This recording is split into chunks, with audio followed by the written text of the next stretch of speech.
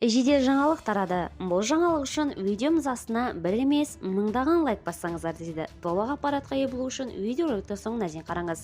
Сәлеметсіздер ме, қымбатты көрермен, біздің арнамызға қош келдіңіз.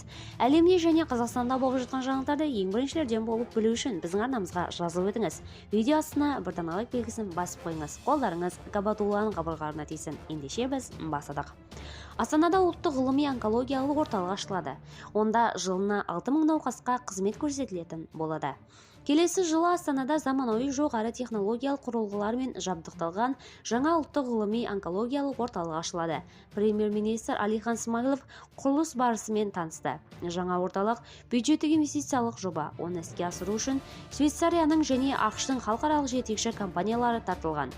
Бүгінде құрылыс жұмыстары 90%-ға орындалды.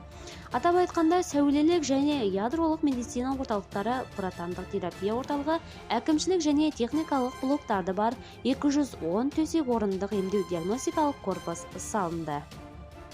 Видеоролигімізден барша хабардар болу үшін қолдан келгенше жақындарыңызға таратуды және лайк басуды ұмытпаңыз, қымбат көрермен. Алайда жақсылық тарату, оны жасаумен тең екенін ұмытпайық. Бізді бақылауды жалғастырыңыз.